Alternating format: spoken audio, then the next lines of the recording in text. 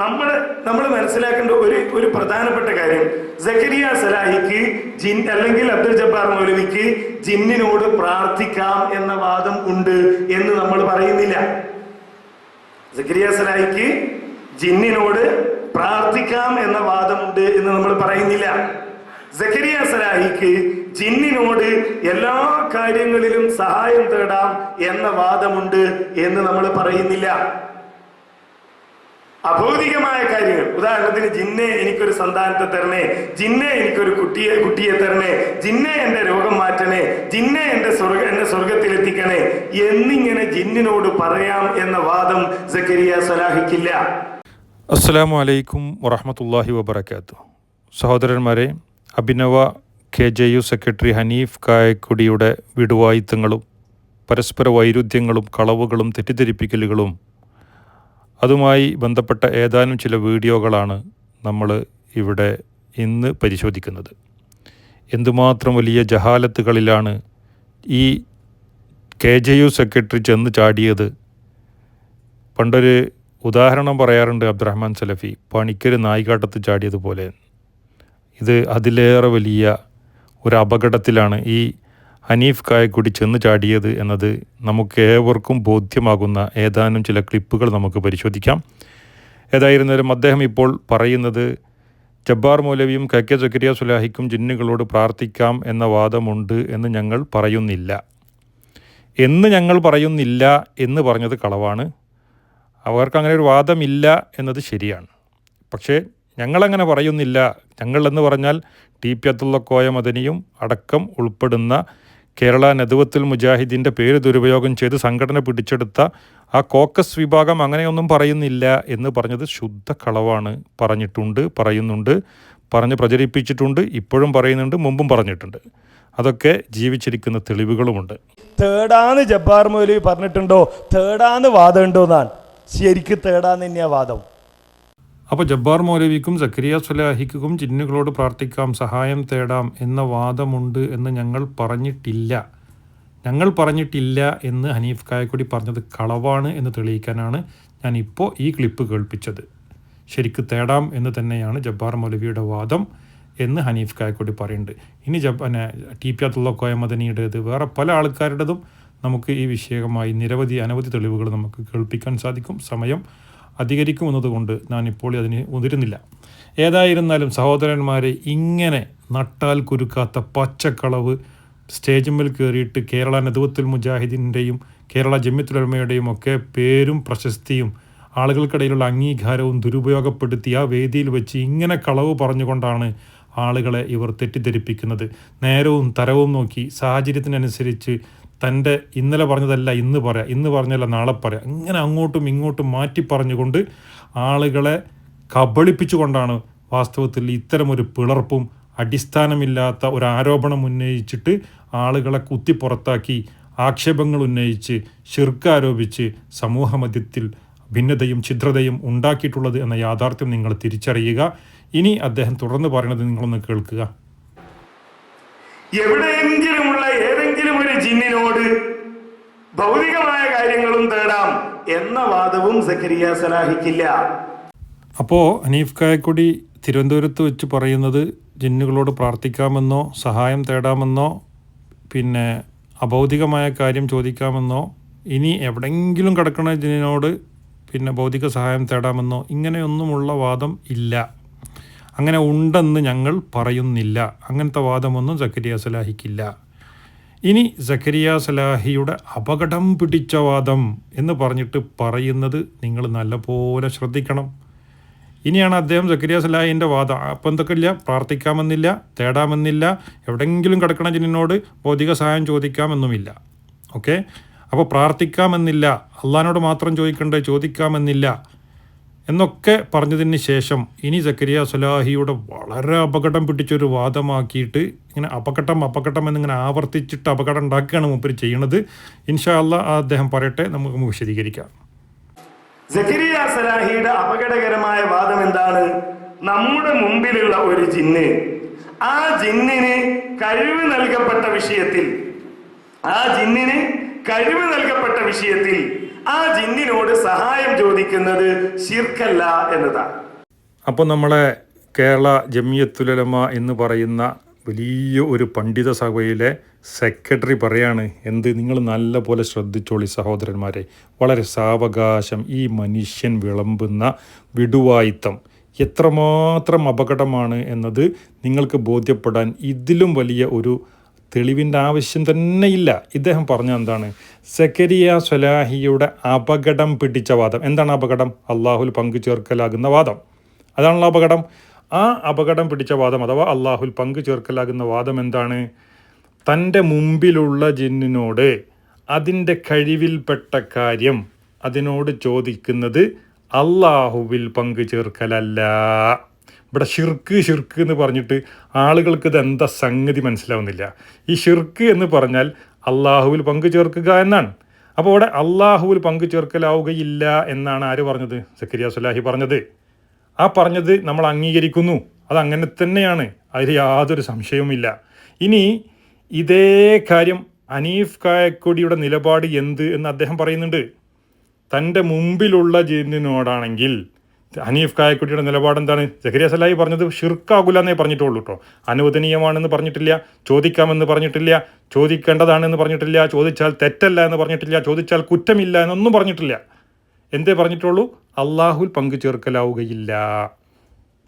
അള്ളാഹുൽ പങ്കു ചേർക്കലാകൂല എന്ന് പറഞ്ഞാൽ ചെയ്യാമെന്നാണോ, ചെയ്യേണ്ടതാണെന്നാണോ, ചോദിക്കാമെന്നാണോ, തേടാമെന്നാണോ, തേടേണ്ടതാണെന്നാണോ എന്നൊന്നുമില്ല.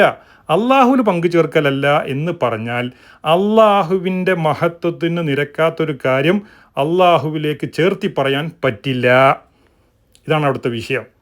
ഒന്നുകൂടെ ലളിതമാക്കി പറഞ്ഞാൽ, സൃഷ്ടാവായ അള്ളാഹുവിൽ നിന്ന് മാത്രം ലഭിക്കേണ്ട കാര്യത്തിനു വേണ്ടിയുള്ള അപേക്ഷ, അർത്ഥന, പ്രതീക്ഷ അത് അള്ളാഹുവിനോടല്ലാതെ, സൃഷ്ടാവിനോടല്ലാതെ ഏത് സൃഷ്ടികളിലേക്ക് തിരിഞ്ഞാലും അത് അള്ളാഹുവിൽ പങ്കു ചേർക്കലാകുന്ന ഷിർക്കാകുന്ന പ്രാർത്ഥനയാണ്, വിളിയാണ്, തേട്ടമാണ്.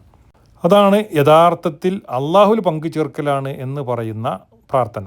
എന്നാൽ ഏതെങ്കിലും ഒരു സൃഷ്ടിക്ക് കഴിയുന്ന കാര്യം മറ്റേതെങ്കിലും ഒരു സൃഷ്ടിയോട് ആവശ്യപ്പെടുന്നതിനെ അള്ളാഹുവിൽ പങ്കു ചേർത്തു എന്ന് പറയാൻ പറ്റില്ല. കാരണം സൃഷ്ടാവിൻ്റെ ഒന്നും സൃഷ്ടികളിൽ ഒരാൾക്കും അള്ളാഹു വിട്ടുകൊടുത്തിട്ടില്ല. അങ്ങനെ വാദിക്കൽ അള്ളാഹുവിനെ നിന്ദിക്കലും അള്ളാഹുവിനെ പരിഹസിക്കലുമാണ്. കാരണം ജിന്നുകൾക്ക് നൽകപ്പെട്ട കഴിവ്, മലക്കുകൾക്ക് നൽകപ്പെട്ട കഴിവ്, ഓരോ സൃഷ്ടിക്കും അവരുടെ പ്രകൃതിപരമായ കഴിവുകൾ അള്ളാഹു നൽകിയിട്ടുണ്ട്. അതുകൊണ്ട് തന്നെ അത് നമുക്ക് ചോദിക്കാനോ ഉപയോഗിക്കാനോ അനുവാദമുണ്ടോ? അത് അള്ളാഹു അനുവദിച്ചവരോട് മാത്രം, അത് മനുഷ്യരാണെങ്കിൽ പോലും. പിന്നുണ്ടോ ജിന്ന്? അതുകൊണ്ട് ഇവിടെ സുലൈമാൻ നബി അലൈഹിസ്സലാത്തു വസ്സലാമക്ക് ജിന്നുകളെ കീഴ്പ്പെടുത്തി കൊടുക്കുകയും അവരുടെ കഴിവിൽപ്പെട്ട കാര്യത്തിനു വേണ്ടി ആവശ്യപ്പെടുകയും ചെയ്തു കൊടുക്കുകയും ഒക്കെ ചെയ്തത് വിശുദ്ധ ഖുർആൻ പറഞ്ഞിട്ടുള്ള യാഥാർത്ഥ്യമാണ്. ഇത് പറയുമ്പോൾ സുലൈമാൻ നബിക്ക് അനുവദനീയമല്ലേ? ആണ്. കാരണം എന്താണ്? സുലൈമാൻ നബിക്ക് അള്ളാഹു അവരെ കീഴ്പ്പെടുത്തി കൊടുത്തു മോചിസത്തായിക്കൊണ്ട്. എന്നാൽ ജിന്നുകളുടെ കഴിവ് ഒരു മോചിസത്തല്ല, ആ കഴിവ് ജിന്നുകൾക്കുണ്ട്. അപ്പോൾ അത്തരത്തിലുള്ള ജിന്നുകളെ ഉപയോഗപ്പെടുത്താൻ അനുവദിച്ചു കൊടുത്തത് എന്തുകൊണ്ടാണ്? കീഴ്പ്പെടുത്തി കൊടുത്തത് എന്തുകൊണ്ടാണ്? അള്ളാഹുവിൽ പങ്കു ചേർക്കലാകുമായിരുന്നുവെങ്കിൽ അങ്ങനെ സുലൈമാൻ നബിക്കൊരു മോചിസത്തായിക്കൊണ്ട് അള്ളാഹു ഒരിക്കലും അള്ളാഹുവിൽ പങ്കു ചേർക്കലാകുന്നൊരു കാര്യം മോചിസത്തായി നൽകില്ല. അതുകൊണ്ട് തന്നെ ഇവിടെ ഈ വിവരക്കേടുകളും ജഹാലത്തുകളുമാണ് ഇന്ന് KJU സെക്രട്ടറി സ്ഥാനത്തിരുന്നു കൊണ്ട് ഈ ആളുകൾ വിളമ്പിക്കൊണ്ടിരിക്കുന്നത്, ആളുകളെ തെറ്റിദ്ധരിപ്പിച്ചുകൊണ്ടിരിക്കുന്നത് എന്ന യാഥാർത്ഥ്യം, സത്യവിരുദ്ധമായ ആദർശമാണ് ഈ സെക്രട്ടറി ഇന്ന് പറഞ്ഞുകൊണ്ടിരിക്കുന്നത്, പഠിപ്പിച്ചുകൊണ്ടിരിക്കുന്നത്. അതുകൊണ്ട് സഹോദരന്മാരെ, ഒരു നൂറ്റാണ്ട് കാലം തൗഹീദി പ്രബോധനത്തിന് വേണ്ടി ജീവാർപ്പണം നടത്തിയ മഹാരഥന്മാരായ KP പോലുള്ള പണ്ഡിതന്മാർ കയറിയിരുന്ന കസാരയിൽ ഇരുന്നിട്ടാണ് ഈ ചങ്ങാതിമാർ ഇത് പറയുന്നത്.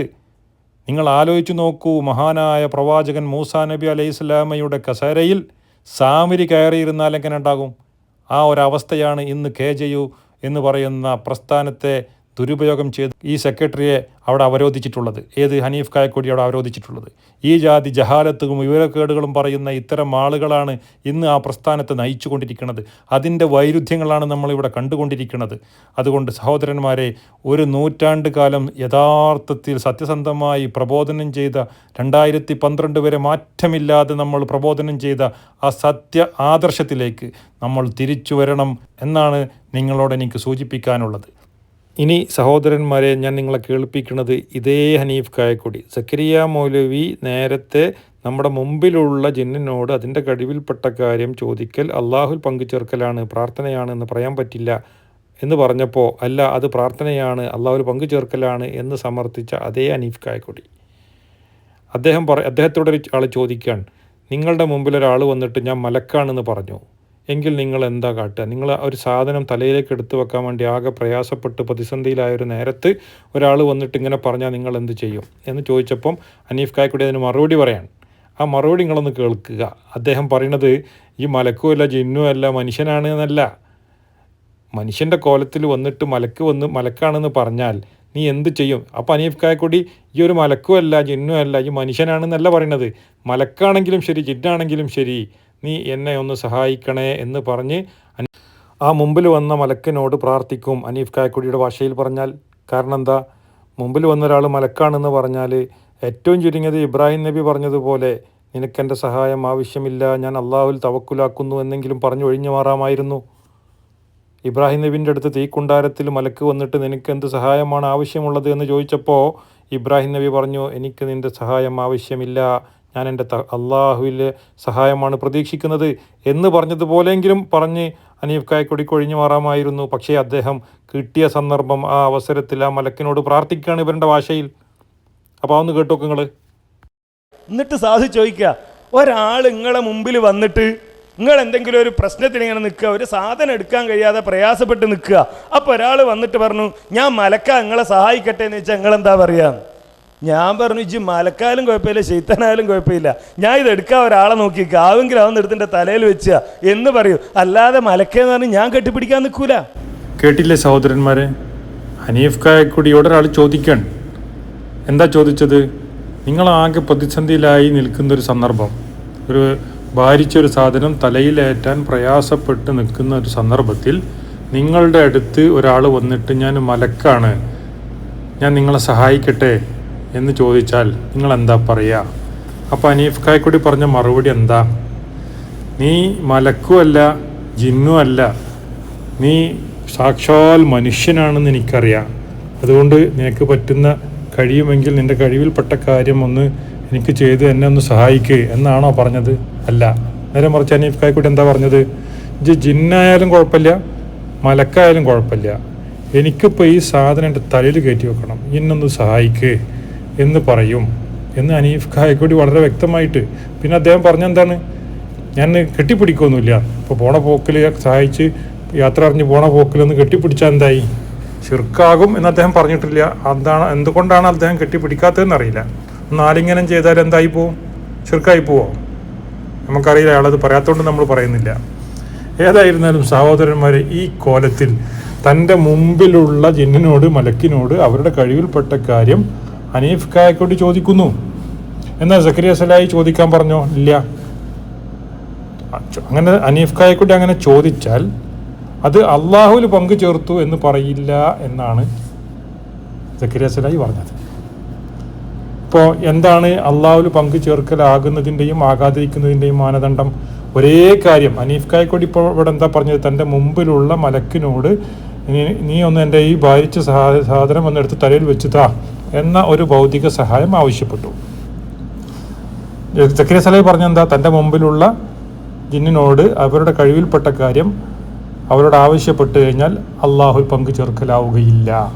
ചോദിക്കാമെന്നില്ല, ചോദിക്കണം എന്നില്ല, ചോദിക്കേണ്ടതാണെന്നില്ല, ചോദിച്ചാൽ തെറ്റല്ല എന്നില്ല, കുറ്റമല്ല എന്നില്ല, ഇങ്ങനെ ഒന്നും പറഞ്ഞിട്ടില്ല. നേരെ മറിച്ച് ഹനീഫ് കായക്കൊടി ചോദിക്കാം, അത് ചോദിക്കും എന്ന് വ്യക്തമായി അവിടെ വ്യക്തമാക്കി. സക്കരിയ സലായി അത്ര പോലും പറഞ്ഞിട്ടില്ല. എന്നിട്ടും സക്കരിയ സലായിയുടെ പേരിൽ ശിർക്ക് ആരോപിക്കുക.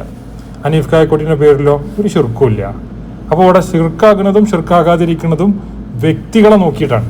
ഹനീഫ് കായക്കൊടി ആണെങ്കിൽ ശിർക്കാവൂല, സക്കരിയ സലായി ആണെങ്കിൽ. ഇങ്ങനെ അള്ളാഹുവിൽ പങ്കു ചേർക്കലാകുന്നത് എന്തല്ല എന്ന വിഷയത്തിൽ പോലും ഇത്രമാത്രം അന്ധത നടിക്കുന്ന ആളുകളാണ് ഇന്ന് KJU നയിക്കുന്നത് എന്ന് പറഞ്ഞാൽ അതിൽ തെറ്റില്ല. കാരണം ഈ ഹനീഫ് കായക്കൊടിക്ക് ഇത് അറിയാഞ്ഞിട്ടോ മനസ്സിലാക്കാഞ്ഞിട്ടോ ഒന്നുമല്ല, ബോധപൂർവമാണ് സഹോദരന്മാരെ, അതൊരു സംശയവുമില്ല. അതുകൊണ്ട് ഇനി ഇതിലേറെ വലിയ പൊട്ടപ്പോയത്തിൽ ചെന്ന് ചാടുന്നുണ്ട്, അതും നമുക്ക് കേൾക്കാം. ഇപ്പം ഹനീഫ് കായക്കൊടിയുടെ കൺമുമ്പിൽ വന്ന പിന്നെ മലക്കിനോട് അതിൻ്റെ കഴിവിൽപ്പെട്ടത് ചോദിച്ചാൽ ഷിർക്കല്ല എന്നല്ലേ പറഞ്ഞത്. ഇനി കാതിൻ്റെ മുമ്പിൽ വന്നാൽ എന്താ അവസ്ഥ? ഇപ്പോൾ കൺമുമ്പിൽ വന്നാൽ ഷിർക്കാവുന്നില്ല, ചോദിക്കും, സാധനം എടുത്ത് തലയിലെടുത്ത് വെച്ച് തരാൻ പറയും. ഇനി കാതിൻ്റെ മുമ്പിൽ വന്നാൽ എന്താണ് അവസ്ഥ എന്ന് നമുക്ക് നോക്കാം. ഇവിടെ എഴുതിയത് എന്താണ്? ഒരാൾ രാത്രിയുടെ ഇരുട്ടിലൂടെ നടന്നു നീങ്ങുന്നു. ആ രാത്രിയിൽ അയാൾ നടന്നു നീങ്ങുന്നു, അയാളുടെ കയ്യിൽ വെളിച്ചമില്ല. ആ സമയം അയാൾ ഒരു ശബ്ദം കേൾക്കുന്നു. ഈ ശബ്ദം കേൾക്കുമ്പോ അയാൾ വിചാരിക്കുകയാണ് ഈ ശബ്ദത്തിന്റെ ഉടമ ജിന്നാണ്, ഈ ശബ്ദത്തിന്റെ ഉടമ ജിന്നാണ് എന്ന് വിചാരിച്ച് ജിന്നെ എനിക്ക് വെളിച്ചം തരണേ, ജിന്നെ എന്നെ സഹായിക്കണേ എന്ന് പറഞ്ഞാൽ അത് ശിർക്കല്ല, അത് പ്രാർത്ഥനയല്ല, അത് സഹായം തേടലല്ല, അത് അഭൗതികമായ ഒരു സഹായ തേട്ടമല്ല, അത് സൃഷ്ടികളുടെ കഴിവിനപ്പുറത്തുള്ളത് ചോദിക്കലല്ല എന്നാണ് ഈ ലേഖനത്തിൽ പറയുന്നത്. അപ്പോൾ സഹോദരന്മാരെ, ഇവിടെ എന്തായി? അള്ളാഹുൽ പങ്കു ചേർക്കലായി. എന്താ ഇവിടുത്തെ പ്രശ്നം? രാത്രിയുടെ ഇരുളിൽ തപ്പിത്തടഞ്ഞ് നീങ്ങുന്ന ഒരാൾ തൊട്ടടുത്തുനിന്ന് ഒരു ശബ്ദം കേൾക്കുകയാണ്. അപ്പോൾ ചെവിയിൽ കേൾക്കുന്നുണ്ട് ഒരു ശബ്ദം, കണ്ണിൽ കണ്ടിട്ടില്ല. നേരത്തെ ഹനീഫ് കായക്കൊടിയുടെ അടുത്ത് വന്നപ്പം കണ്ണിൽ കണ്ടു, മലക്കാണെന്ന് നേരിൽ ഒരാൾ പറയാണ്. അത് ഇദ്ദേഹം കാണുകയും കേൾക്കുകയും ചെയ്തു. അപ്പോൾ എന്തായി? ഈ മലക്കായാലും കുഴപ്പമില്ല, ജിന്നായാലും കുഴപ്പമില്ല, എന്നെ ഒന്ന് സഹായിക്കണേ എന്ന് തേടാം എന്നാരാ പറയണത്? ഹനീഫ് കായക്കൊടി. എന്നാൽ ഇവിടെ കണ്ണ് കാണുന്നില്ല, ശബ്ദം കേൾക്കുന്നേ ഉള്ളൂ. ഇപ്പോൾ നേരത്തെ ഹനീഫ് കായക്കൊടിയുടെ സ്ഥാനത്ത് ഒരു അന്ധനാണെന്ന് വിചാരിക്കുക. അപ്പോൾ മുമ്പിൽ വന്ന ആളെ അന്ധം കാണൂലല്ലോ, ശബ്ദം കേൾക്കല്ലേ ഉള്ളൂ. ഞാൻ മലക്കാണെന്ന് പറയാണ്. അപ്പോൾ ആ അന്ധം പറയാണ് ഈ മലക്കായാലും കുഴപ്പമില്ല, ജിന്നാണെങ്കിലും കുഴപ്പമില്ല എന്ന് പറഞ്ഞിട്ട് സഹായം തേടിയാലോ? ഹനീഫ് കായക്കൊടിയുടെ ഭാഷയിൽ എന്താവും? അള്ളാഹുൽ പങ്കു ചേർക്കലാകും. ഇത് മലക്കാണ്, മുമ്പിൽ വന്നത് മലക്കാണ്, ജിന്നാണ് എന്ന് തിരിച്ചറിയാൻ ആർക്ക് കഴിവില്ല? ഹനീഫ് കായക്കൊടിക്ക് കഴിവില്ല. അതുകൊണ്ട് തന്നെ അവിടെ മലക്കായാലും കുഴപ്പമില്ല, ജിന്നായാലും കുഴപ്പമില്ല എന്നൊരു സാങ്കല്പികമായി, ഇനി മലക്കാണെങ്കിലും ശരി ജിന്നാണെങ്കിലും ശരി, എനിക്ക് നീ ഈ സാധനം എടുത്ത് എൻ്റെ തലയിൽ വെച്ച് താ എന്നാണ് ഹനീഫ് കായക്കൊടി അവിടെ പറഞ്ഞത്. അതേ സ്ഥാനത്ത് അന്ധനാണെങ്കിലോ ഹനീഫ് കായക്കൊടിയുടെ ഭാഷയിൽ അള്ളാഹുൽ പങ്കു ചേർക്കലായി. അന്ധനല്ലെങ്കിൽ അള്ളാഹുൽ പങ്കു ചേർക്കലാകില്ല. ഇവരുടെ അദൃശ്യത്തിൻ്റെ അവസ്ഥ ഇപ്പോൾ ഇതാണ്. എന്താണ് അദൃശ്യം എന്നത് ഈ ചങ്ങാതിമാർ മനസ്സിലാക്കിയിട്ടും മനസ്സിലാകാത്ത പോലെ കളിക്കുകയാണ്. ഇവിടെ കാതിൻ മുമ്പിൽ വന്നു എങ്കിൽ അത് അള്ളാഹുൽ പങ്കു ചേർക്കലാണ്, കണ്ണിൻ മുമ്പിൽ വന്നാൽ അള്ളാഹുൽ പങ്കു ചേർക്കലല്ല. ഇവരൊക്കെ എവിടെ നിന്നാണ് സഹോദരന്മാരെ അള്ളാഹുവിനെ മനസ്സിലാക്കേണ്ട മുറപ്രകാരം ഇവരൊക്കെ മനസ്സിലാക്കിയിട്ടുണ്ടോ? അങ്ങനെ ശബ്ദമുണ്ടാക്കി വരുന്നവൻ അള്ളാഹുവാണെന്ന് സങ്കല്പിക്കാൻ പറ്റുമോ? ഇങ്ങനെ അള്ളാഹുവിൻ്റെ മഹത്വത്തിന് നിരക്കാത്ത കാര്യം അള്ളാഹുവിലേക്ക് ചേർത്തി പറയുകയല്ലേ ഇവർ ചെയ്യുന്നത്? ഇങ്ങനെ വൈരുദ്ധ്യങ്ങളുടെ ഒരു കലവറയാണ് വാസ്തവത്തിൽ അഭിനവ KNM കേരള നവമടവൂരികൾ എന്ന് നമുക്ക് പറയാതിരിക്കാൻ നിർവാഹമില്ല. അള്ളാഹുവിൻ്റെ ദീനിനെ, അള്ളാഹുവിൻ്റെ തൗഹീദിനെ അത് ജനങ്ങൾക്ക് കൃത്യമായി പറഞ്ഞു കൊടുക്കേണ്ട ഉത്തരവാദിത്വമുള്ളത് കൊണ്ടാണ് നമ്മളിതിങ്ങനെ കൃത്യമായി പറഞ്ഞു തരുന്നത്. അതുകൊണ്ട് ഇത് ഹനീഫ് കായക്കൊടി മാത്രമല്ല, കൺമുമ്പിൽ വന്നാൽ അനുവദനീയമാണ് എന്ന് ഇവരുടെ വലിയ ഒരു ഖോജ, നമ്മളെ സാലിഷ് വാടാനപ്പള്ളി പുഴയിൽ മുങ്ങി മരിക്കുന്ന നേരത്ത് കരയിലേക്ക് നോക്കിയപ്പോൾ അവിടെ ജിന്ന് നിൽക്കുന്നു. അപ്പോൾ ആ ജിന്നിനോട് സഹായം തേടൽ എന്തല്ല, ഹറാമുമല്ല, വസീലത്ത് ചുരുക്കമല്ല, അനുവദനീയമാണ്. അപ്പോൾ ജിന്നവിടെ നിന്ന് നിൽക്കുമോ, കണ്ടാൽ മനസ്സിലാവുമോ, ഇതൊന്നും ചോദിക്കണ്ടെന്നാണ് പറഞ്ഞത്. അപ്പോൾ അങ്ങനെയാണെങ്കിൽ സുലൈമാൻ നബി ചോദിച്ച ശിർക്കാകണ്ടേ എന്നൊരു തിരിച്ചു ചോദ്യവും അദ്ദേഹം ചോദിക്കുന്നുണ്ട്. ഞാൻ നിങ്ങളെല്ലാവരും ആ ക്ലിപ്പ് കേട്ടത് കൊണ്ട് ഞാനിവിടെ അത് കേൾപ്പിക്കുന്നില്ല. അതുകൊണ്ട് സഹോദരന്മാരെ, ഇതിൻ്റെ യാഥാർത്ഥ്യം ഇതാണ്. ഇങ്ങനെ പരസ്പര വൈരുദ്ധ്യങ്ങളുടെ ഒരു ഘോഷയാത്രയാണ് ഇന്ന് ഈ അഭിനവ KNM അവരുടെ ആദർശവും പറഞ്ഞുകൊണ്ട് നടക്കുന്ന ആളുകളുടെ അവസ്ഥ എന്ന് ബോധ്യപ്പെടുത്താനാണ് ഇത്രയും സൂചിപ്പിച്ചത്. ഇനിയും നിരന്തരം ഇവരുടെ ഒരുപാട് ഒട്ടനേകം വൈരുദ്ധ്യങ്ങൾ നമുക്ക് സമൂഹ മധ്യത്തിൽ കേൾപ്പിച്ച് ഇവരുടെ ഫിത്നയിൽ നിന്നും സമൂഹത്തെ രക്ഷപ്പെടുത്തേണ്ടതുണ്ട് എന്നതുകൊണ്ട് നമുക്ക് ഇൻഷാ അള്ളാഹ് വീണ്ടും കണ്ടുമുട്ടാം. അള്ളാഹു അനുഗ്രഹിക്കട്ടെ. അസ്സലാമു അലൈക്കും വറഹ്മത്തുള്ളാഹി വബറകാതുഹു. എന്താണ് കരയിൽ പുഴയിൽ വീണ് മുങ്ങിച്ചാവുന്നൊരു മനുഷ്യൻ കരയിലേക്ക് നോക്കിയപ്പോൾ ജിന്ന് നിൽക്കുന്നു. അവൻ കണ്ടു. അതിനോട് ചോദിക്കുക ചെറുക്കാണ്, ചെറുക്കുമല്ല, ഹറാമല്ല, ജായിസാണ്. എന്താ സംശയം? നമ്മുടെ സുലൈമാനെ ചോദിച്ചാൽ കേൾക്കാവില്ല. ആരെങ്കിലും പിടിച്ചേറ്റുണ്ടോ?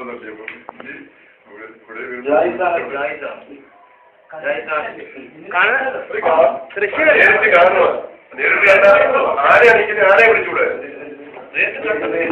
ഞാനേ ഷിർക്ക് ആ വിഷയത്തിലൊരു തത്വം ഞാൻ അതൊക്കെ കുറച്ചുകൂടെ ഷിർക്ക് പറയാ ആ ചോദിച്ചുണ്ടല്ലോ.